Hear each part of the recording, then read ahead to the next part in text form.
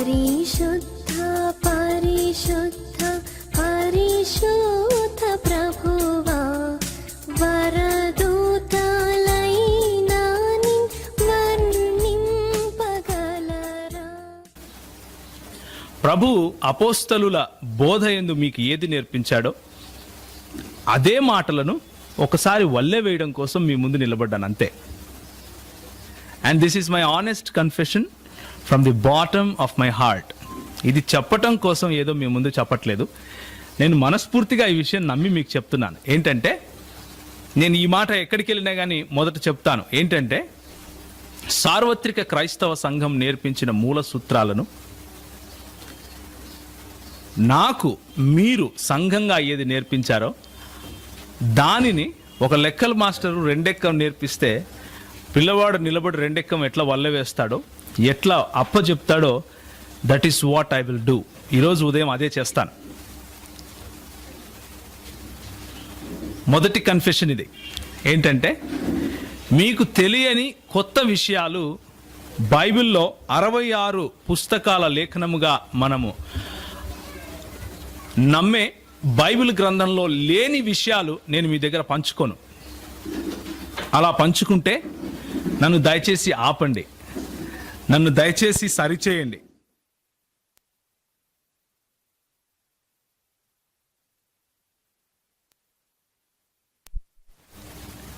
సార్వత్రిక క్రైస్తవ సంఘంలో మీరు నేను సమభాగస్థులమై ఉన్నాం. సార్వత్రిక క్రైస్తవ సంఘంలో యేసుక్రీస్తు శరీరంలో మీకు నాకు ప్రతి ఒక్కరికి, మనం ఇక్కడున్న ప్రతి ఒక్కరికి అంతే ప్రాముఖ్యత ఉంది. కనుక సార్వత్రిక క్రైస్తవ సంఘంలో మనకు చెప్పిన అపోస్తుల కార్యము 2:42 ప్రకారం అపోస్తుల బోధ యందును, సహవాసమందును, రొట్టె విరుచుట యందును, ప్రార్థన యందును, ఈ 4 పిల్లర్స్, ఈ 4 సంఘానికి కావలసిన ప్రాముఖ్యమైన బోధలు, వీటిలో కట్టుబడి మనం అందరము ఉన్నాం. కట్టుబడి ఉండే ముందుకు వెళ్ళాలి. అదే మీరు నాకు నేర్పించారు, అదే సంఘం నాకు నేర్పించింది. అవే మాటలు మనం ఈరోజు మళ్ళీ ఒకసారి చూసుకుంటాం. మొట్టమొదటిగా అపోస్తుల బోధ అనే విషయంలో మాత్రమే ఈరోజు మనం సమయం గడుపుతాం. ప్రభు చిత్తం అయితే మిగిలిన విషయాలు మిగిలిన విషయాలు కొద్ది దినాల తరువాత ప్రభు చిత్తమై ఇంకెక్కడైనా మనం కలిస్తే మనం మాట్లాడుకుంటాం. ఈరోజు నేను మొదట చేసిన కన్ఫెషన్, ఒప్పుకోలు ఏంటంటే, క్రొత్త విషయము మీకు తెలియనిది నేను చెప్పను. రెండవ కన్ఫెషన్ ఏంటంటే, నాకు మాత్రమే తెలుసు అన్న దృక్పథంతో నేను రావటం లేదు. మీకు అస్సలు తెలియదు అన్న దృక్పథంతో అస్సలు రావటం లేదు. నేను నిజంగా నా మనస్ఫూర్తిగా ఈ మాట నేను చెప్తున్నాను. నేను నిజంగా ఎలాంటి దృక్పథంతో, ఎలాంటి యాటిట్యూడ్తో వస్తున్నాను అంటే, మనం కలిసి నేర్చుకుందాం, మనం కలిసి చదువుదాం అన్న దృక్పథంతో వస్తున్నాను. బెరీయులు ఏ విధంగా అయితే లేఖనాలను పరిశోధించారో అదే పద్ధతిలో ఈరోజు గనక మనం ఈ ఒక్కరోజు లేఖనాలను పరిశీలించగలిగితే తప్పకుండా అద్వితీయ సత్యదేవుని గురించిన సత్యము, సంపూర్ణ సత్యము అన్న చెప్పినట్లు మన టైనీ మైండ్స్లో మనం ఇరికించుకునే అవకాశం, లేకపోతే ఇరికించుకునే ప్రయత్నం మనం ఎంత చేసినా జరగదు. ఆయన అంతటికి ఆయన ప్రత్యక్షపరుస్తే తప్ప. సో ఈరోజు ఉదయం నేను ఎందుకు ఈ మాటలతో స్టార్ట్ చేస్తున్నాను, ఎందుకు ఈ మాటలతో మొదలు పెడుతున్నాను అంటే, మీలో ఉన్నటువంటి కొంతమంది ఎక్స్పీరియన్స్డ్ అన్న వాళ్ళతో పోల్చుకుంటే నాకు నిలబడటానికి ఇక్కడ భయంగా ఉంది. ఒకవేళ నేను తడబడితే, ఒకవేళ నేను కన్ఫ్యూజ్ అవుతానేమో, ఒకవేళ నేను సరైన సమాధానాలు అందరికీ చెప్పలేనేమో అన్న భయం నిజంగా నాలో ఉంది ఈరోజు. ఎందుకంటే కూర్చున్న వాళ్ళు మీరు చాలా విఘ్నులు, తెలిసిన వాళ్ళు, అనుభవం ఉన్నవాళ్ళు. థియలాజికల్ కాలేజెస్కు వెళ్ళి పాఠాలు చెప్తే నేర్చుకొని వచ్చి ఒకవేళ నా ముందు కూర్చుంటే నేను ఇంత భయపడుతూ వణుకుతో దేవుని వాక్యం తీయకపోవచ్చు. ఎందుకంటే అది ఒకరు నేర్పిస్తే వచ్చిన విద్య. కానీ ఇక్కడ ఉన్నటువంటి మీరు ఎక్స్పీరియన్స్డ్ పీపుల్ ఎవరైతే ఉన్నారో, మీరు ఒకరు నేర్పిస్తే నేర్చుకున్న వాళ్ళు కాదు. ప్రభు పాదాల దగ్గర కూర్చొని సంఘాలలో ప్రభువు మీకు ఇచ్చిన మాటను ఉన్నది ఉన్నట్లుగా ప్రజలకు చెప్పేవాళ్ళు, ఉన్నది ఉన్నట్లుగా ప్రభు మాటను ప్రభు ప్రజలకు పంచాలి అని ఆశపడేవాళ్ళు. మీ దగ్గర అణకువతోనూ భయముతోనూ వస్తున్నాను. దయచేసి నన్ను భరించండి అని ప్రాధేయపడుతున్నాను. రాబోయే ఒక 3 గంటలు లేకపోతే 4 గంటలు నన్ను భరించమని ప్రాధేయపడుతున్నాను. తలలు వంచుకుంటే ఒక 2 మాటలు ప్రభువును ప్రార్థిద్దాం. ఈ 3-4 గంటల్లో నేను ఏ రోజు ఎప్పుడైనా సరే లేఖనము అని వాడితే, స్క్రిప్చర్స్ అని వాడితే, దేవుని వాక్యము అన్న పదం వాడితే అది కేవలం 66 పుస్తకాలున్న బైబిలే అని దయచేసి మీరు గమనించండి. ఇంకెవరో రాసిన పుస్తకాలు, సేవకన్న రాసి చెప్పిన మాటలు, సేవకుడు చెప్పిన వాక్యం, మా అన్న ఫలానా అన్నకిచ్చిన ప్రత్యక్షతను బట్టి మేము ఇట్లున్నాము, ఇట్లాంటి మీరు దయచేసి పక్కన పెట్టండి. ఈ 4 గంటలు 66 పుస్తకాలలో ఉన్న లేఖనాల గురించి మాత్రమే మనం మాట్లాడుకుంటున్నాం. ఒకవేళ మీరు ఏదైనా మంచి ఆర్గనైజేషన్, క్రైస్తవ ఆర్గనైజేషన్కు మీరు చెంది ఉంటుంటే మీ ఫార్ములాస్ గురించి నేను మాట్లాడను. మీ ఫార్ములాస్ను బట్టి దేవుణ్ణి నిర్వచించే ప్రయత్నం నేను చేయను. మీరు కూడా దయచేసి చేయకండి. ఈ 4 గంటలు let us focus only on scriptures. దీన్ని మనం ఏమంటామంటే సోలా స్క్రిప్చురా అంటాం. లేఖనములు మాత్రమే,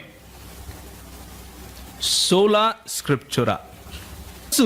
మనం మాట్లాడుకునేది కేవలము 66 పుస్తకాలున్న బైబిల్లో ఉన్న స్పష్టమైన ప్రత్యక్షత మాత్రమే. ఓన్లీ అనేది ఇక్కడ key point. So let's focus our attention only towards Bible this morning, nothing else. Having said that, come back to the concept of God again. మనకు అందుబాటులో ఉన్న దేవుడు అనే కాన్సెప్ట్స్ కనుక మనం చూస్తే అవి ఏవేవంటే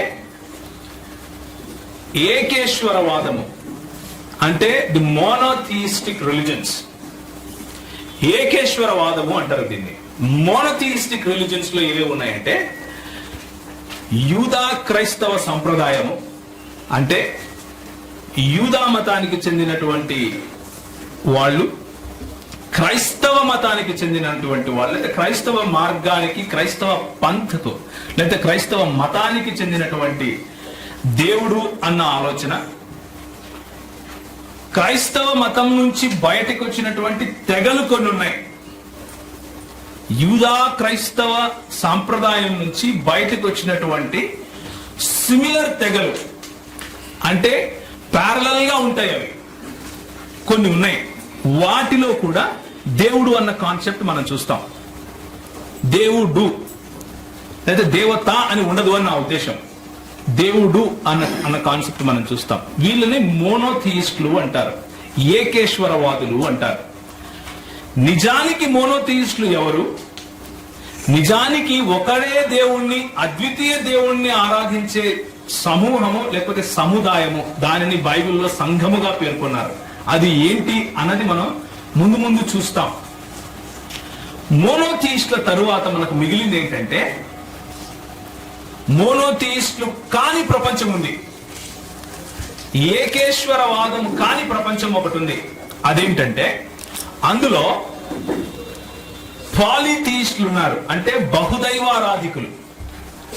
ఒకరికంటే ఎక్కువ దేవుళ్లను ఆరాధించే వాళ్ళను బహుదైవారాధికులు అంటారు. పాంథియిస్టులు ఉన్నారు. పాంథియిస్టులు అంటే దేవుడు మరియు సృష్టి ఒకటే అని నమ్మేవాళ్ళు. షామనిస్టులు ఉన్నారు, అంటే ప్రకృతిని ఆరాధించే వాళ్ళు ఉన్నారు. పానెంథియిస్టులు ఉన్నారు, డీస్ట్లు ఉన్నారు. ఇలా చెప్పుకుంటూ పోతే చాలా మంది ఉన్నారు. కనుకనే కన్ఫ్యూజన్ లేకుండా 2 భాగాలుగా చేశాను. ఒకరు మోనోథీస్టులు కాని వారు, ఇంకొకరు. 2 మోనోథీస్టులు కాని వారి గురించి ఒక 5 నిమిషాలు మాట్లాడుకుందాం. ఆ తరువాత ఏకేశ్వరవాదము లేకపోతే మోనోథీస్టుల దగ్గరకు వద్దాం. మోనోథీస్టులు కాని వాళ్లను 2 రకాలుగా విభజించవచ్చు. మొదటిది ఒక సృష్టికర్త లేకపోతే కర్తలు, తర్వాత సృష్టికర్తలు, సృష్టి అనే దాన్ని పాలిథియిజం అంటాం. అంటే బహుదైవారాధన అంటాం. అంటే ఎక్కువ మంది దేవుళ్ళు ఉన్నారు, సృష్టి కూడా ఉంది. సృష్టి మరియు దేవుళ్ళ మధ్య వ్యత్యాసం ఉంది, వారిరువురు వేరు అని నమ్మేది పాలిథియిజం, అంటే బహుదైవారాధన. సృష్టి అంటే సృష్టించిన వాడు మరియు సృష్టి 2 ఒకటే అనే దాన్ని పాంథియిజం అంటాం. మనము ఉదయం లేచినప్పటి నుంచి కర్నూల్లో బస్ స్టాండ్ దగ్గర టీ తాగి రాత్రికి ఇంటికి వచ్చి పడుకునేంత వరకు కూడా మనకు ఎదురయ్యే ప్రజల్లో ఈ 2 భాగాలు ఉంటాయి. వాళ్లకు తెలియకుండానే పాంథియిస్టులు ఉంటారు, వాళ్లకు మేము పాలిథియిస్టులము అని తెలియకుండానే పాలిథియిస్టులు ఉంటారు. ఉదాహరణకు చెప్తాను. మన హైందవ్యం, భారతదేశంలో ఉన్నటువంటి హైందవ్యాన్ని తీసుకుంటే, ఒకటి ఫిలసాఫికల్ లేక తత్వానికి సంబంధించిన హైందవ్యం ఉంది, ఒకటి ప్రాక్టీస్ చేసే హైందవ్యం ఒకటి ఉంది. ఫిలసాఫికల్ లేక తత్వానికి సంబంధించిన హైందవ్యం ఏమంటుందంటే తత్వం అసి అంటుంది, నేనే ఆయనను అంటుంది. లేకపోతే అహం బ్రహ్మాస్మి అంటుంది, నేనే బ్రహ్మను అంటుంది. కొంచెం పైనుంచి వెళ్తా ఉందా? Let's talk little slow. Philosophical హైందవ్యం ఏం చెప్తుంది అంటే, అయ్యా ఏ రోజైతే నువ్వు రియలైజ్ అవుతావో, నువ్వు విద్యలోకి వస్తావో, ఇప్పుడు ప్రస్తుతానికి నువ్వు అవిద్యలో ఉన్నావు.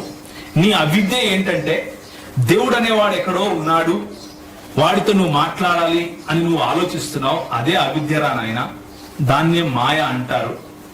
నీకు దేవునికి మధ్యలో వ్యత్యాసం లేదు, నీవే దేవుడివి. అది రియలైజ్ కావాలి అంటే కొన్ని మార్గాలు ఉన్నాయి, ఆ మార్గాలను పట్టుకొని వెళ్ళాలి. ఆ మార్గాలను పట్టుకొని వెళ్ళి నువ్వు ఎప్పుడైతే రియలైజ్ అవుతావో, నేనే బ్రహ్మన్ని, అఖండ కోటి బ్రహ్మాండ నాయకుడిని నేనే అని నువ్వు ఎప్పుడైతే అనుకుంటావో, అదే మోక్షం అంటారు. దీనిని ఫిలసాఫికల్ హిందూయిజం గా చెప్పాలి. దీనినే పాంథియిజం అంటారు. అంటే you flow out of creator, you yourself are creator, because there is non duality అంటారు. అంటే అద్వైతం, ఇది ద్వైతం కాదు, 2 సపరేట్ బీయింగ్స్ లేవు, ఒకటే బీయింగ్ ఉంది. అద్వైతము అంటారు దీన్ని. ఒకటే, I am flowing out of the creator, I myself am creator. దానికే సంస్కృతంలో వాడిన పదం ఏంటంటే అహం బ్రహ్మాస్మి. ఇప్పుడు ప్రాక్టీసింగ్ హిందూయిజం చూద్దాం. ఏంటంటే సైకిల్లో వెళ్తుంటాం, లేకపోతే మోటార్ సైకిల్లో వెళ్తుంటాడు, లెఫ్ట్ సైడ్ ఒక గుడి కనిపిస్తుంది, బ్రేక్ వేసి ఇట్లా అంటాడు, వెళ్ళిపోతాడు. రైట్ సైడ్ ఇంకొక బాబా కనిపిస్తాడు, బ్రేక్ వేసి వాడికి ముక్తాడు, వెళ్ళిపోతాడు. ఇది ఫిలసాఫికల్ కాదు, ఇది ప్రాక్టికల్. ఎందుకు ప్రాక్టికల్ అంటే ఆయన మైండ్ లో, ఆయన మనసుకు సంబంధించిన వరకు అందరూ దేవుళ్ళే, అందరిలోనూ కొంచెం కొంచెం దైవత్వం ఉంది. కొందరు దేవుళ్ళు ఉన్నారు, కొందరు దేవతలు ఉన్నారు. అన్ని కూడా ఈ కాన్సెప్ట్ ఏమంటారంటే బహుదైవారాధన అంటారు. ఈ కాన్సెప్ట్ గ్రీక్ ఫిలాసఫీలో కూడా ఉంది. అంటే నూతన నిబంధన గ్రంథం రాయబడక ముందు గ్రీక్ ఫిలాసఫీ ఏదైతే ఉందో, గ్రీకు దేశస్థులు ఎవరైతే ఉన్నారో వాళ్ళు కూడా బహుదైవారాధన చేసేవాళ్ళు. వాళ్లకు కూడా ప్రతి ఒక్కదానికి ఒక్కొక్క దేవత, ఒక్కొక్క దేవుడు ఉండేవాడు. ఇది కొత్త కాదు. అబ్రహామును పిలుచుకున్న దేవుడు అబ్రహామును ఏ ప్రాంతం నుంచి పిలుచుకున్నాడండి? మెసొపొటేమియా అనే ప్రాంతం నుంచి పిలుచుకున్నాడు.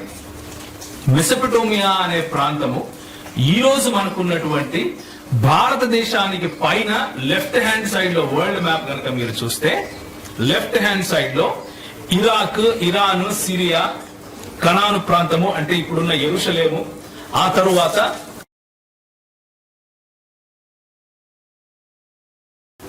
ఏకేశ్వరవాదులైనటువంటి యూదా క్రైస్తవ సముదాయం ఎలాంటి దేవుణ్ణి కొలుస్తున్నారు అన్న విషయం మనం చూస్తాం. ఈ ఏకేశ్వరవాదులు అయినటువంటి యూదా క్రైస్తవ సముదాయం నుంచి మొదట యూదా సముదాయాన్ని చూడాలి. అబ్రహామును దేవుడు పిలుచుకున్నాడు అన్నట్లుగా చరిత్ర చెప్తా ఉంది. ఆయన తన బహుదైవారాధనను విడిచిపెట్టి ఒకడే దేవుడున్నాడు, ఆయననే ఆరాధించాలి అని ఆశపడి ముందుకొచ్చాడు.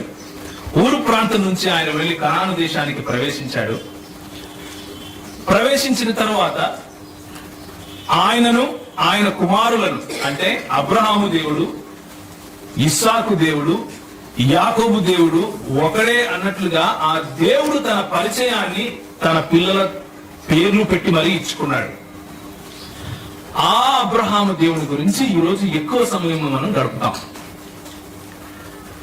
ఆ అబ్రహాము, ఇస్సాకు, యాకోబుల దేవుని గురించి మనం ఈరోజు ఎక్కువ సమయం గడుపుతాం. ఆ దేవుని దగ్గరికి రావడానికి ముందు నేను కొన్ని డూప్లికేట్స్ చెప్తాను.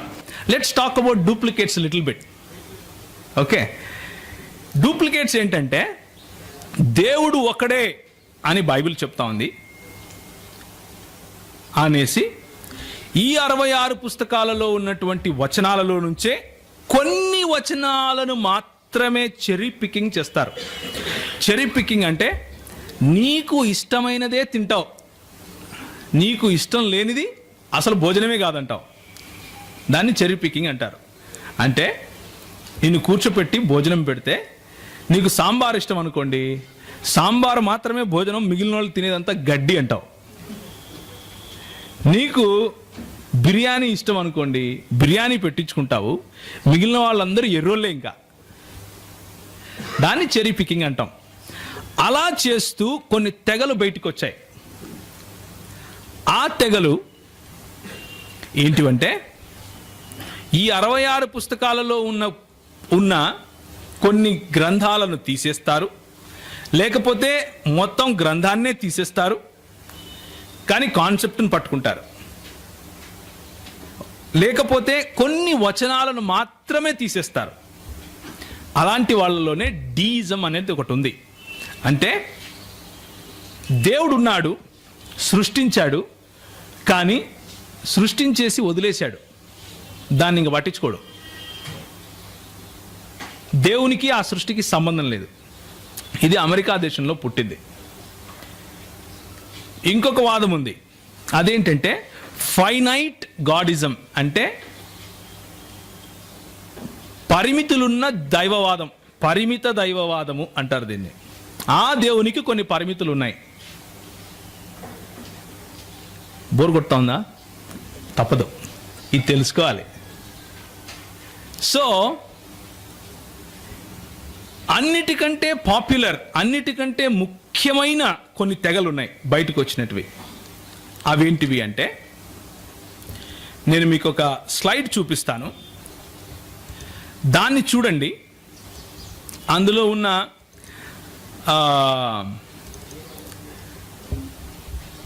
తెగలు నేను చూపిస్తాను. ఆ తెగలు ఇవన్నమాట. చూడండి, ఎబియోనైట్స్ అంటారు, అంటే ఎబియోనీయులు. వీళ్ళు క్రీస్తు దైవత్వాన్ని విస్మరించారు. వీరు కూడా ఒక యూదా క్రైస్తవ సముదాయం నుంచి బయటకు వచ్చినటువంటి తెగయే. డాసెటిక్ నాస్టికులు ఉన్నారు. వాళ్ళు ఆయన దైవత్వాన్ని మాత్రమే చెప్పారు, కానీ ఆయన మనుష్యుడు కాదు అన్నారు. ఎవరు? యేసుక్రీస్తు. ఏరియన్లు ఉన్నారు. ఏరియన్లు అనేవాళ్ళు ఈరోజు పేరు మార్చుకొని యెహోవా సాక్షులయ్యారు. వాళ్ళు ఏమంటారంటే యేసుక్రీస్తు ఒక చిన్న దేవుడు అంటారు. ఓకే. మోనోఫిజైట్లు ఉన్నారు. వాళ్ళు ఏమంటారంటే యేసుక్రీస్తు దేవుడే, కానీ ఆయనలో కొంచెము మానవత్వం అక్కడక్కడ ఉంది అంటారు. కొంచెం మానవత్వం అంటే పూర్తిగా లేఖనాలను ఉన్నట్లుగా తీసుకోము వీళ్ళెవరు కూడా. మరియమైట్లు అంటే మరియమ్మను మిగిలిన వాళ్ళను కూడా దేవుళ్ళుగా చేసుకునే వాళ్ళు మిగిలిన వాళ్ళు. సో ఇది మీరు రాసుకుంటాను అంటే మీరు రాసుకోండి, నేను ఆపను. ఎందుకంటే మీ చేత్తో రాసుకున్నటువంటి మీ చేత్తోనే మీరు రాసుకుంటే మీకు పనికి వస్తుంది. అయినప్పటికీ నేను మీకు ఈ స్లైడ్స్ మొత్తము ఈమెయిల్లో ఇస్తాను. మీకు ఒకవేళ ఈమెయిల్ అడ్రసెస్ ఉంటే నాకు ఇస్తే మొత్తం అంతా ఇస్తాను. సో మీరు focus on listening more, let's discuss. Okay, you can be free. నేను అంతా ఇస్తాను, ఉన్నది మొత్తం ఇచ్చేస్తాను. సో అక్కడ రాయబడంది నేను చెబితే అది మీరు మిస్ అవ్వకండి దయచేసి. సో లేఖనములలో దేవుని దగ్గరికి రావడానికి ముందు ఈ లేఖనములలోనే లేఖనాలను ఎత్తి చూపిస్తూనే దేవుళ్ళ గురించి చెప్పే వాళ్ళ గురించి ఈరోజు చూపించాను మీకు. వాళ్ళు ఎందుకు అలా మారారు అన్నది తెలుసుకోవాలి అంటే త్రిత్వ సిద్ధాంతం తెలుసుకోవాలి. ఇప్పుడు మీకు అర్థమైందా నేను ఎందుకు ఇంత సుత్తి కొట్టాను? ఇంత సుత్తి ఎందుకు చెప్పానంటే మీకు ఇదంతా లేఖనములలో ఉన్న దేవుడు త్రిత్వము అని అర్థం చేసుకోకపోతే వచ్చే పర్యవసానం అది. నువ్వు ఏరియను అన్నా అవుతావు, ఎబియోనైట్ అన్నా అవుతాడు, నాస్టిక్ అన్నా అవుతావు, లేకపోతే ఇంకొక ఆయన ఉన్నాడు బిషప్, ఆయన పేరు నెస్టోరియన్ అన్నా అవుతావు. ఆ నెస్టోరియస్ సంఘము బయటకు వచ్చిన తర్వాత సార్వత్రిక క్రైస్తవ సంఘం నుంచి ఈరోజు ఏమైపోయింది తెలుసా? ఇస్లాం అని పేరు పెట్టారు దానికి. మెజారిటీ దేశాలు టర్కీ దగ్గర నుంచి అరేబియా వరకు అన్ని నెస్టోరియన్ చర్చెసే ఉండేటివి. అందరు క్రైస్తవులు నెస్టోరియన్ తెగకు చెందిన వాళ్ళే ఉండేవాళ్ళు మెజారిటీ. ఈరోజు మనకి ఇక్కడ బాప్టిస్టు, సిఎస్ఐ, మెథడిస్ట్ లాంటి సంఘాలు ఎలా ఉన్నాయో అలాగే నెస్టోరియన్ చర్చెస్ ఉండేటివి. వాళ్ళందరూ ఏమయ్యారంటే ఇస్లాంను పుచ్చుకున్నారు. So the importance of the concept of God, దేవుడు అన్న ఈ అంశానికి ఉన్న ప్రాముఖ్యతను గురించి మీకు చెప్తున్నాను. దేవుడు అన్న అంశానికి ఉన్న ప్రాముఖ్యత ఏంటంటే మన ప్రామాణిక క్రైస్తవ మూల విశ్వాసాలు కొన్ని ఉన్నాయి మనకి. ఈ మూల విశ్వాసాలు లేని వాడిని క్రైస్తవుడు అని మనం పిలవము. వాళ్ళు పిలుచుకోవచ్చు కానీ మేము క్రైస్తవులమే అని సర్టిఫికెట్లు కూడా తెచ్చుకోవచ్చు కానీ గవర్నమెంట్ వాళ్ళను సర్టిఫికెట్ ఇవ్వచ్చు కానీ క్రైస్తవ సంఘము వాళ్ళను క్రైస్తవులుగా గుర్తించదు. ఎందుకు గుర్తించదు అంటే ఇవి కారణాలు. మనము ఒక దేవుణ్ణి నమ్ముతాం, అద్వితీయుడైన దేవుని నమ్ముతాం. ఆయన తండ్రి, కుమార, పరిశుద్ధాత్మలుగా తన ఉనికిని చాటుకున్నాడు అని నమ్ముతాం. యేసుక్రీస్తుకు పోవడానికి ముందు మానవుడు సంపూర్ణంగా పతనమైపోయాడు పాపంలో అని నమ్ముతాం. ఆ పతనమైన మానవుడిని రక్షించటం కోసం దేవుడే కన్య గర్భాన పుట్టాడు అని నమ్ముతాం. ఆ క్రీస్తు పరిశుద్ధుడని, ఆయనలో ఏ పాపము లేదని, ఆయన దేవుడని నమ్ముతాం. ఎందుకు నమ్ముతాము? నేను చెప్తున్నాను కాబట్టి కాదు, లేఖనం చెప్తుంది కాబట్టి. అది ఎందుకు అన్నది మనం నెక్స్ట్ సెషన్స్లో చూసుకుంటాం. ముందు మీకు ఒక ఫౌండేషన్ ఇస్తున్నాను. వీళ్ళను క్రైస్తవులము అంటాం మనం. యేసుక్రీస్తు సంపూర్ణంగా దేవుడు అని నమ్మినంత మాత్రాన సరిపోదు. యేసుక్రీస్తు అంతే సంపూర్ణంగా మనుష్యుడు అని నమ్ముతాం. లేకపోతే మానవ పతనాన్ని అర్థం చేసుకునేవాడు కాడు. ఆయన మనుష్యుడు అవ్వక తప్పదు.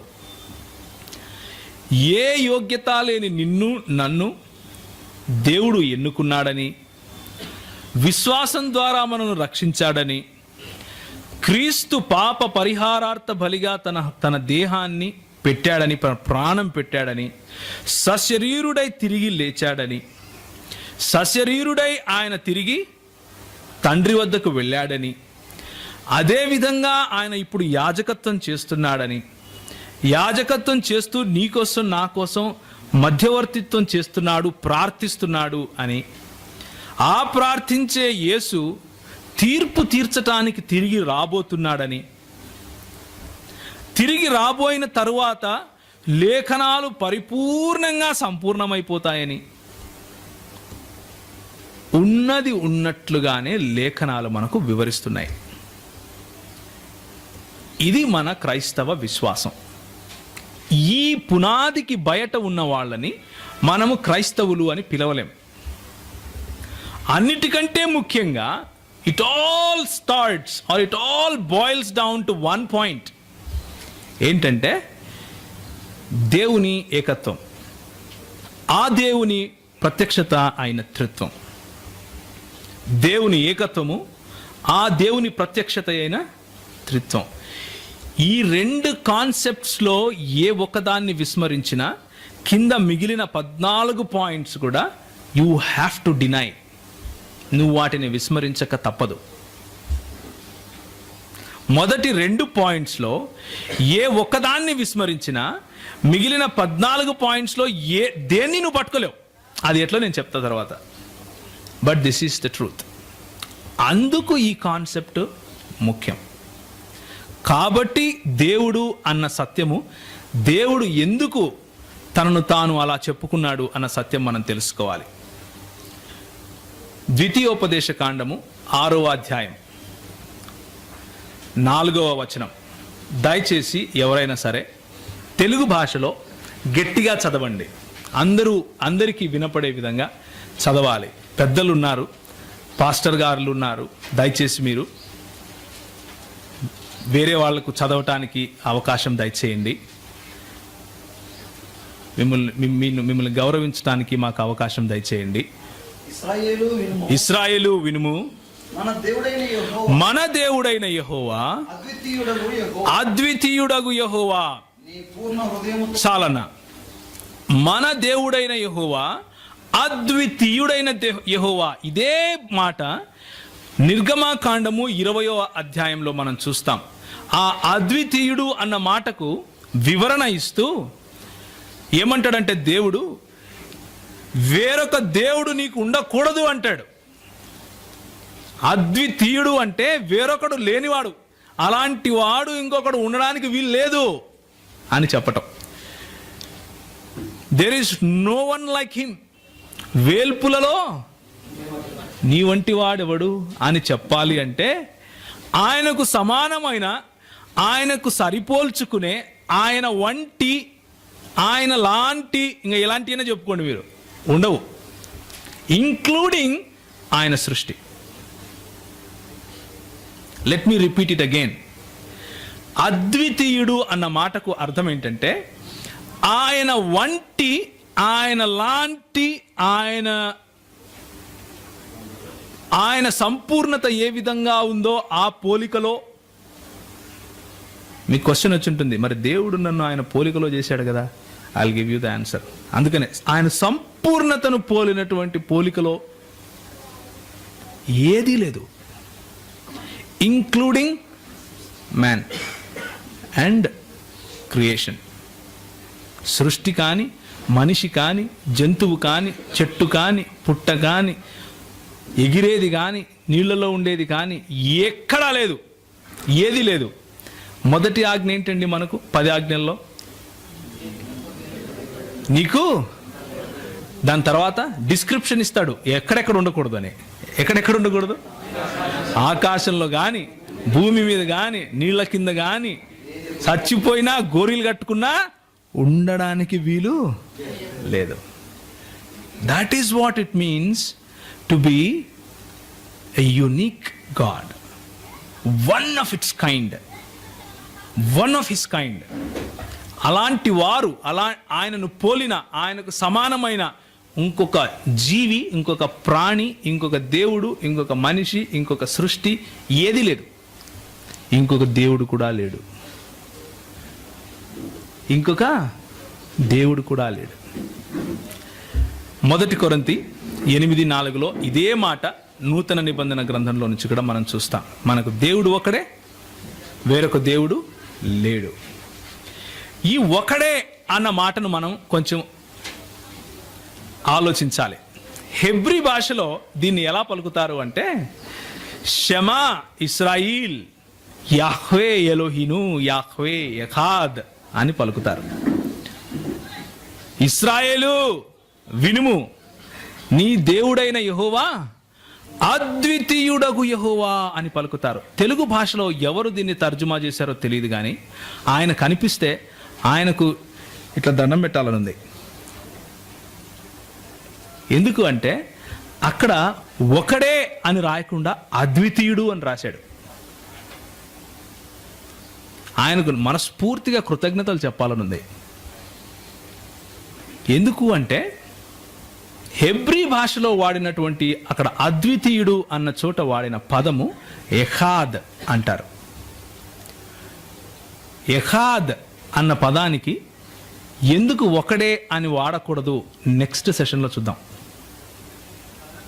నెక్స్ట్ సెషన్లో మనం చూస్తాం ఎందుకు మనం ఎఖాద్ అన్న పదానికి ఒక్కడే అని రాయకూడదు, ఒక్కడే అని రాస్తే వచ్చే సమస్య ఏంటి అన్న విషయాన్ని మనం నెక్స్ట్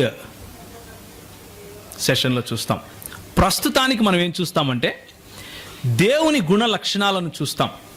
ఏ కాన్సెప్ట్ అయితే దేవుడు అన్న ఈ అంశము మనకున్నటువంటి పరిధిలో, మన పరిధి ఏంటి? లేఖనమే మన పరిధి. లేఖన పరిధిలో ఆయన తనను తాను ఏ విధంగా బయలుపరుచుకున్నాడు, ఏ విధంగా ప్రత్యక్షపరుచుకున్నాడు అన్న విషయాన్ని గమనించి చూద్దాం. 2 గుణ లక్షణాలతో ఆయనను మనం అర్థం చేసుకునే ప్రయత్నం చేద్దాం. మొదటిది నైతిక గుణ లక్షణాలు, రెండవది నైతికము కాని నిస్తరమైన, లేకపోతే నైతికేతర. నిస్తరము అంటే అబ్సల్యూట్, ఆయనకు తప్ప ఇంకొకరికి అంటనివి, ఆయనకు తప్ప ఇంకొకరికి మనము చెప్పలేనివి, ఆయనకు తప్ప ఇంకొకరికి మనము ఆపాదించలేని గుణాలు. అవి ఏంటి అంటే ఆయన అనంతుడు, అంటే ఆయన ఇన్ఫైనైట్ గాడ్, అన్లిమిటెడ్ గాడ్. ఆయన స్వయంభూ అయి ఉన్నాడు, స్వయంభవుడు అంటే సెల్ఫ్ ఎగ్జిస్టింగ్, అన్క్రియేటెడ్, అన్కాజ్డ్. ఆయన మార్పు లేనివాడు. He is unchangeable. అన్చేంజబుల్ అంటే ఎప్పటికీ ఆయనలో మార్పు రాదు. నిన్న మార్పు లేదు, ఈరోజు మార్పు ఉండదు, రేపు మార్పు రాదు. ఆయన నిత్యుడు, అంటే ఒకరోజు ఉండి ఇంకొక రోజు లేకుండా ఉండేవాడు కాదు. ఆయనకు ఒక మొదలు ఒక అంతము అనేది ఉండదు. ఆయన అన్నీ చేయగలవాడు, అంటే ఆయన సర్వ సామర్థ్యము గలవాడు, సర్వ సమర్థుడు. ఆయన సర్వజ్ఞుడు. సర్వజ్ఞుడు అంటే అన్నీ తెలిసినవాడు. అదేవిధంగా ఆయన సర్వవ్యాపి అయిన దేవుడు, అంటే అన్ని చోట్ల ఒకే సమయంలో ఉండగల వాడు. ఈ 7 పాయింట్స్లో ఏ ఒక్క పాయింట్ అయినా సరే వేరే క్రియేషన్కి, అంటే సృష్టిలో దేనికైనా సరే ఆపాదించే ప్రయత్నం చేసి చూద్దాం, సాహసం చేద్దాం. ఆలోచించి చూడండి, ఎవరికి చెప్పచ్చు? ఆలోచించి చూద్దాం, జస్ట్ ఒక 2 minutes. ఎవరికి చెప్పచ్చు? అనంతుడు అంటే ఏంటన్నా? What do you mean by infinite? అంతము లేనివాడు. ఓకే, అంతము లేనిది అనంతమా? అంటే ఉదాహరణకి ఈరోజు ఏదైనా ఒకటి మొదలైంది అనుకోండి, దానికి ఇంకా అంతం లేకుండా అయిపోయింది అనుకోండి, అది అనంతం అయిపోతుందా? అనంతుడు అంటే మొదలు కూడా ఉండకూడదు. So what I'm trying to say is, ఈ 7 పాయింట్లు కూడా ఒకదానితో ఒకటి ముడిపడి ఉన్నాయి. They are inseparable. వాటిని వేరు చేయలేరు. ఉదాహరణకి, మార్పు లేని వాడు అనంతుడు అయ్యి ఉండక తప్పదు. అర్థమవుతుందా? ఎందుకు చెప్పండి? అనంతుడు కాకుండా మార్పు లేని వాడు ఎందుకు ఉండలేడు? ఒకానొక రోజు ఒకానొక సమయంలో కలిగిన వాడు ఆ సమయానికి ముందు లేడు అనేగా అర్థం. అలాంటి వాడు అనంతుడు ఎలా అవుతాడు? ఒకవేళ అనంతుడై మార్పు లేని వాడుగా ఉండగలడా? ఉండలేడు. ఇంకొక మాట, సర్వజ్ఞుడు అంటే అన్నీ తెలిసినవాడు. అన్నీ తెలిసిన వాడు కాదు అనుకుందాం దేవుడు. అది సాధ్యమా? ఇంపాసిబుల్. ఎందుకు? నిర్వచన రీత్యా ఏదైనా తెలియని విషయం ఉంది అంటే ఆయన కంటే గొప్ప విషయం ఏదో ఉందని, అప్పుడు అది దేవుడు అవుతుంది. సో ఈ 7 పాయింట్స్ కూడా దేవుడు అన్న ఈ అంశము, ఈ కాన్సెప్ట్ నుంచి ఇన్సెపరబుల్ అన్నమాట. ఇవి వీటన్నిటినీ గనక మనము ఒక చోట పెడితే ఏమని మాట్లాడతాము, ఏమని చెప్తాము అంటే పర్ఫెక్ట్ అనాలి. పర్ఫెక్ట్, నిస్తరమైన perfection, absolute perfection. Is a perfect God అని చెప్పాలి. వీటి గురించి ఇంకొంచెం ముందుకు వెళ్దాం. ఇప్పుడు నైతిక లక్షణాలు చూద్దాం. ఇవి మనము కొద్దిగా ఆ నైతిక లక్షణాల్లో కొంచెం మనం కూడా ఆపాదించుకోవచ్చు. ఉదాహరణకి, ఆయన పరిశుద్ధమైన దేవుడు, ఆయన నీతి న్యాయములు గలవాడు, ఆయన సత్యవంతుడు, ఆయన పరిపూర్ణుడు, ఆయన ప్రేమామయుడు. వీటిని గురించి ఒక 2 మాటలు చెప్పుకుందాం. ఎక్కువ సమయం తీసుకోను, నా సమయం ఇంకా 10 నిమిషాలే ఉంది. మార్పు చెందని దేవుడు అన్నది పైన మనం చెప్పుకున్న అబ్సల్యూట్ ట్రూత్స్, నిస్తరమైన సత్యాలకు లేకపోతే నిస్తరమైన గుణ లక్షణాలకు ఇది ఒక చిహ్నం, లేకపోతే ఇది సమరీ, పర్ఫెక్షన్. సంఖ్యాకాండము 23వ అధ్యాయం 19వ వచనము, 1 సమూయేలు 15వ అధ్యాయం 29వ వచనం, కీర్తన 102 25 నుంచి 27, హెబ్రీ 6:18, తీతుకు రాసిన పత్రికకు 1వ అధ్యాయం 3వ వచనం, యాకోబు 1:17. కేవలం యాకోబు 1:17 చదివి ముందుకెళ్దాం. ఎవరైనా సరే ఒకరు యాకోబు 1:17 దయచేసి చదవండి. ఆయన యందు ఎవరు తీశారా? శ్రేష్టమైన ప్రతి ఇవియు సంపూర్ణమైన ప్రతి వరమును చదవండి అన్న. జ్యోతిర్మయుడగు తండ్రి వద్ద నుండి వచ్చును, ఆయన యందు ఏ చంచలత్వమును గమనాగమనముల వలన కలుగు ఏ ఛాయ అయినను లేదు. దేర్ ఇస్ నో చంచలత్వము, ఆయనలో మార్పు రాదు, ఆయనలో గమనాగమనముల వలన కలిగే ఏ ఛాయ ఉండదు అని యాకోబు చాలా స్పష్టంగా హీ ఈజ్ సమరైజింగ్ ఇట్. పైన ఉన్న వచనాలన్నీ గనక చదివితే మనకు అర్థమయ్యే లాస్ట్ మాట యాకోబు 1:17. అదే మాట మలాకి 3:6లో కూడా ఉంటుంది. నేను నీ దేవుడైన యెహోవానైన నేను మార్పు లేని వాడను, మార్పు నాలో ఉండదు, కనుకనే ఆయనను నిస్తరమైన సత్యంగా లేకపోతే అబ్సల్యూట్ ట్రూత్గా చూస్తున్నాం. ఈ మార్పు చెందని దేవుడు మనకు ఇచ్చే మాట ఏంటంటే, ఆయన మార్పు చెందని వాడు కాబట్టి నిన్ను ఒకరోజు రక్షించాను అని చెప్తే నువ్వు రక్షించబడ్డావు అంతే.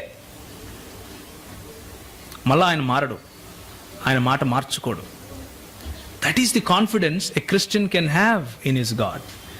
క్రైస్తవుడు తన దేవుని పైన ఇంత బలంగా ఆధారపడగలుగుతాడు. ఎందుకు అంటే ఆయనలో మార్పు ఉండదు కాబట్టి. నిన్న ఆయన మిమ్మల్ని ప్రేమించి రేపు మిమ్మల్ని ద్వేషించేవాడు కాదు. అర్థమవుతుందా ఎందుకు ఇది ఇంపార్టెంట్? నిన్న ఆయనకు నీ కష్టాలు తెలుసు, ఈరోజు మర్చిపోడు.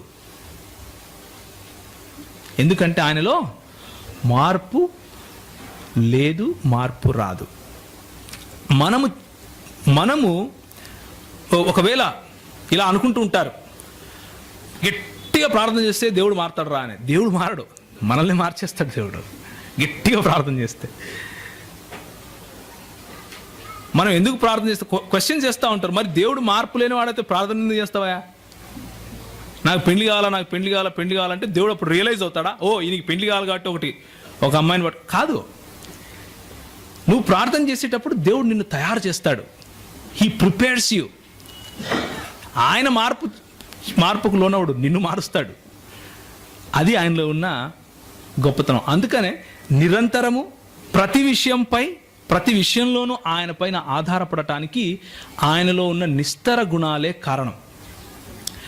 ఇప్పుడు మనం నైతిక గుణలక్షణాలు గనక చూసుకుంటే, మొట్టమొదటిగా మనం అర్థం చేసుకోవాల్సింది ఏంటంటే, దేవుడు ఏదో ఒక ఫోర్స్ కాదు. ఫోర్స్ అంటే ఒక కరెంటుకు ఒక స్విచ్ చేసామనుకోండి, ఫ్యాను తిరుగుతుంది. కరెంటుని ఏమంటాం? పవర్, ఫోర్స్ అంటాం, అవునా? ఆ ఫోర్స్ని నడిపించడానికి కరెంటుకు స్విచ్ చేసేవాడు కావాలి, వేసేవాడిని వ్యక్తి అంటాం, అవునా? So that's the difference. దేవుడు ఒక శక్తి మాత్రమే కాదు, వ్యక్తిత్వము కాదు, వ్యక్తిత్వం ఉన్న ఒక వ్యక్తి. ఆయన ఒక వ్యక్తి అయి ఉన్నాడు. ఏదో ఒక శక్తి అనుకుని పొరపడితే మనం ఏమవుతామంటే యెహోవా సాక్షుల్లో కలిసిపోతాం. అది ఎందుకో నేను చెప్తాను. ఓకే, దేవునికి ఒక మనసు ఉంది, ఆయనకు ఒక చిత్తం ఉంది, ఆయనలో భావనలు ఉన్నాయి. మనసు ఉంది అంటే ఆయన ఆలోచించగలవాడు, ఆయన క్లిష్టమైన డిజైన్స్ చేయగలవాడు. అంటే మన సృష్టిని చూస్తే మనకు తెలిసిపోతుంది. దీన్ని ఆంటలాజికల్ ఆర్గ్యుమెంట్ అంటారు. అదేవిధంగా ఆయనకు చిత్తం ఉంది అంటే ఆయన కొన్ని చాయిసెస్ చేసుకోగలుగుతాడు. నేను ఇది చెయ్యను, నేను ఇది చేస్తాను అన్న నిర్ణయాలు తీసుకోగలవాడు. అదేవిధంగా ఆయనను మీరు బాధ పెట్టచ్చు, సంతోష పెట్టచ్చు. ఆయనకు భావనలు ఉన్నాయి. కాబట్టి ఆయనను మనము, దేవుణ్ణి యూదా క్రైస్తవ సముదాయము ఒక వ్యక్తిగా చూస్తూ ఉంది. యూదా క్రైస్తవ సముదాయం చెప్పే ఈ లేఖనాలు దేవుణ్ణి ఒక వ్యక్తిగా చూస్తున్నాయి. ఆయనకు మంచి తెలుసు, మంచిని ప్రేమిస్తాడు, మంచినే ఎన్నుకుంటాడు. ఆయనకు మంచి తెలుసు, మంచిని ప్రేమిస్తాడు, మంచినే ఎన్నుకుంటాడు. ఇది ఎందుకు ఈ మాట నేను చెప్తున్నాను అంటే, ఆయన మంచినే ఎన్నుకొని తీరాలి. మంచిని కాని దానిని ఎన్నుకుంటే నిర్వచన రీత్యా ఆయన దేవుడు కాకుండా పోతాడు. Absolute true God absolute good అయి ఉండాలి. అబ్సల్యూట్ గుడ్ కాకపోతే మానవులకు కూడా అది తప్పు అని తెలుస్తూ ఉంటే ఆయన దేవుడు ఎలా అవుతాడు అన్న ప్రశ్న వస్తుంది. కాబట్టి దేవుడు నిర్వచన రీత్యా by his own definition he has to be all good, మంచివాడై ఉండాలి. ఓకే, కనుక దేవుడు సర్వ సృష్టిలో ఉన్న మాలిన్యానికి, ఆదాము చేసినటువంటి పాపానికి, వీటన్నిటికీ అతీతుడై ఉన్నాడు. ఆయన పరిశుద్ధుడై ఉన్నాడు. అది లేఖన సారాంశంలో మీరు నిర్గమాకాండం 15వ అధ్యాయం 11వ వచనంలో చూడొచ్చు, లేవీకాండము 11వ అధ్యాయం 45వ వచనంలో చూడొచ్చు, అదేవిధంగా యెషయా 5:16లో కూడా చూడొచ్చు. దేవుడు పరిశుద్ధమైన వాడు. దాన్ని బట్టి మనకు అర్థమయ్యేది ఏంటంటే, ఆయన పరిశుద్ధుడు కాబట్టి సంఘములో ఉన్న మనల్ని పరిశుద్ధులుగా అవ్వమంటున్నాడు. ఆయనే పరిశుద్ధుడు కాకపోతే మనల్ని కూడా పరిశుద్ధమైన జీవితాలను జీవించు అని చెప్పడానికి అవసరం లేదు. దొరికినట్టు కాల్చండి అని అనగలుగుతాడు. మీ పవిత్ర మాసం అయిపోయిన వెంటనే దొరికినట్టు నరకండి అంటాడు. అలా అనడం లేదు మన దేవుడు, అంటే ఆయన పరిశుద్ధుడు కాబట్టి. పరిశుద్ధత అక్కడితోనే ఎండ్ అవ్వదు. పరిశుద్ధతలో న్యాయం ఉండి తీరాలి, నీతి ఉండి తీరాలి. నీతి లేని దాన్ని పరిశుద్ధతగా మానవులే ఒప్పుకోరు, దేవుడు ఎలా ఒప్పుకుంటాడు? నైతికతకు ఉన్న పతాక స్థాయి, నైతికతకు ఉన్న చరమ స్థాయి దేవుడు. అంటే యూదా క్రైస్తవ సముదాయంలో, అంటే ఈ 66 పుస్తకాల లేఖనంలో తప్ప ఇంకెక్కడ కూడా నైతికతకు స్టాండర్డ్ కనపడదు. వేరే ఏ రకమైన థాట్, అంటే ఏ రకమైన ఆలోచనకు వెళ్ళినా కానీ, ఉదాహరణకు తీసుకోండి, సృష్టికర్త నేనే అని చెప్పుకునే ప్యాంథియిజంలో మంచి చెడులను ఎవరైనా చెప్పగలుగుతారా? చెప్పలేరు. ఎందుకు? అవన్నీ కూడా మాయ, మోహం. అదంతా మాయ నాయన. మంచి లేదు, చెడు లేదు, అంతా దేవుడే. అలాగే బహుదైవ ఆరాధన అనుకోండి, ఎక్కువ మంది దేవుళ్ళు ఉండే చోట చెడుకు ఒక దేవుడు ఉంటాడు, మంచికి ఒక దేవుడు ఉంటాడు. సో చెడు చేసే దేవుడు చేసేది తప్పు అని చెప్తే కాదు, దేవుడు చేసిన లీల అది. ఏంటది? లీల. మంచి చెడులకు నిర్వచనం ఇవ్వాలి అంటే యూదా క్రైస్తవ సమాజం చెప్పే దేవుడి దగ్గరికి రాక తప్పదు. You will have to assume. దేవుడు లేడు అని చెప్పేవాడు ఉంటాడు ఒకడు, వాడిని మనం నాస్తికుడు అంటాం. అది కూడా ఒక మతమే. ఆ మతంలో నుంచి కూడా మంచి చెడులను ఎవరు చెప్పలేరు. ఎందుకు అంటే ఇది మంచి అని చెప్పాలి, ఇది చెడు అని చెప్పాలి అంటే దేవుడు తప్ప వేరే స్టాండర్డ్ చూపించలేడు. ఎక్కడి నుంచి వచ్చింది మంచి చెడు అంటే ఆన్సర్ ఉండదు. యూదా క్రైస్తవ సమాజం చెప్పే దేవుని దగ్గరికి వస్తే ఆ మంచి చెడులకు నాంది పునాది ఆయనే అని లేఖనం చెబుతుంది. దీని మీద ఏదైనా క్వశ్చన్ ఉంటే తర్వాత నన్ను అడగండి. సో ఆయన నీతి న్యాయము గలవాడు, ఆయన రోషము గల దేవుడు. నిర్గమాకాండము 34:14, ఎహెచ్కేలు 39:25.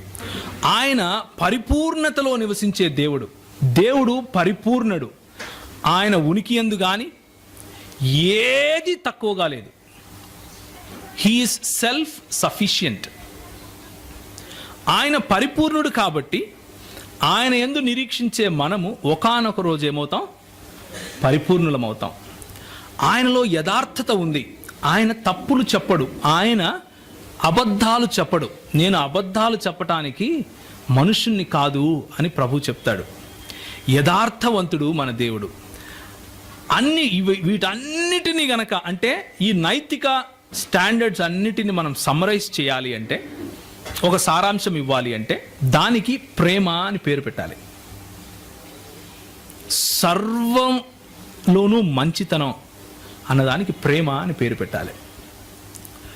సో మన దేవుడు ప్రేమించే దేవుడు గనుక మనకు ఆయన ప్రేమను నేర్పుతాడు, ప్రేమించాలి అని చెబుతాడు.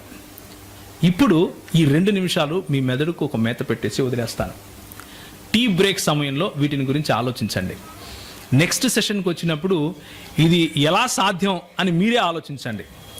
ఒక పక్క పర్ఫెక్ట్ దేవుడు ఉన్నాడు, అంటే నిస్తరమైన అబ్సల్యూట్ ట్రూ గాడ్ ఉన్నాడు.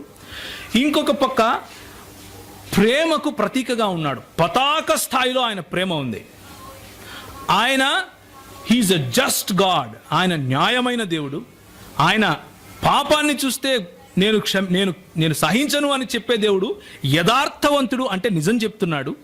At the same time he is all powerful, all knowing. He can be here and in heaven at the same time. ఇలాంటి నిస్తరమైన విలువలు ఉన్నాయి. నైతికతలోనూ పతాక స్థాయి ఆయనదే. అప్పుడు ఆలోచించి చూడండి, ఒకానొకప్పుడు ఒకవేళ దేవుడు ఒంటరివాడు అంటే దేవునిలో బహుళత్వం లేకపోతే, త్రిత్వము కాకపోతే, ఒకానొక సమయంలో హీ ఈస్ పర్ఫెక్ట్, ఆయన అన్నిట్లోనూ self sufficient, and he is all loving. Is it possible? ఎవరిని ప్రేమించాడు? ఎవరితో మాట్లాడాడు? ఆయనకు రిలేషన్స్ అన్నవి ఎలా తెలుసు? ఆయనకు అన్నీ తెలిసి ఉండాలి. ఆయన సర్వగుణ సంపన్నుడు, అంటే ప్రేమలో పతాక స్థాయి ఉన్నవాడు. నైతికేతర అంటే పర్ఫెక్షన్ అనే ఈ గుణాలు, ప్రేమ అనే ఈ గుణం, ఈ రెండింటిని బ్యాలెన్స్ చేయాలి అంటే దేవుడు ఒంటరివాడు అయితే సాధ్యపడుతుందా? టీ బ్రేక్లో ఆలోచించండి. తలలు వంచుకుంటే ప్రార్థన చేసుకుందాం.